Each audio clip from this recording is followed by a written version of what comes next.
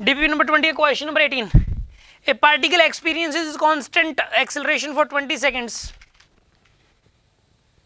After starting from rest, it travels a distance s1 in the first 10 seconds and a distance s2 in the next 10 seconds. Then, इसके अंदर एक बात बताइए, एक particle है, okay, वो कांस्टेंट एक्सेलरेशन जा रहा है. कितने से जा रहा है वो? कांस्टेंट एक्सेलरेशन से. Acceleration is constant.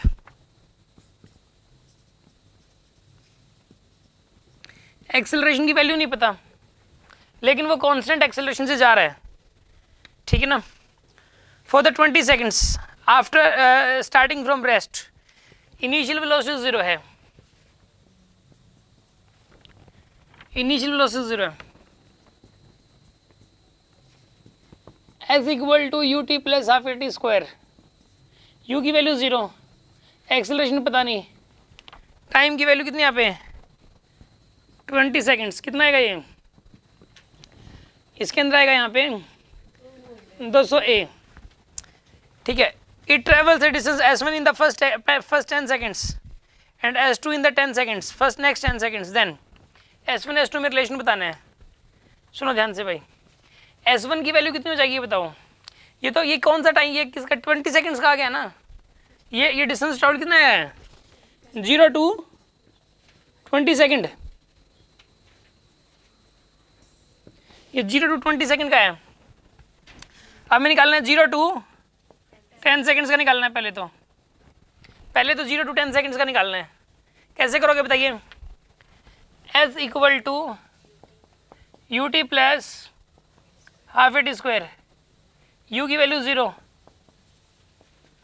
एक्सेलरेशन की वैल्यू a, टाइम की वैल्यू 10.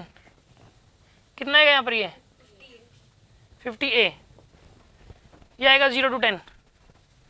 अब हमें बताना है पहले, अब 10 to 20 तो ही जाएगा. 10 to 20 कितना आएगा बताइए? 0 to 10 s1 बोला गया है इसको, s1. तो 10 to 20 आ जाएगा s2. इसकी वैल्यू आएगी, देखो पहली 20 सेकंडों में ट्रेवल हुई है 200 a. पहली 20 सेकंडों में कितना ट्रेवल हुआ है 200 a. और पहली 10 सेकंडों में कितना ट्रेवल हुआ है 50 a. तो क्या करोगे आप इसको? 200 a माइनस में 50 a कितना होगा यहाँ पर? ये 150 a. अब देखो पहली 10 सेकंडों में ये ट्रेवल हुआ 50 a और अगली 10 सेकंडों में ट्रेवल हुआ 150 a. ठीक है. इनमें रिलेशन बताना है s1 और s2 में. s1 और s2 के अंदर आपको रिलेशन बताना कितना हो जाएगा बताइए? s2 s1 से 3 गुना बड़ा है कि नहीं है? s2 जो है वो s1 से 3 टाइम्स है ये. तो s2 is equal to 3s1 हो जाएगा. s2 इक्वल टू 3s1 हो जाएगा यहाँ पे.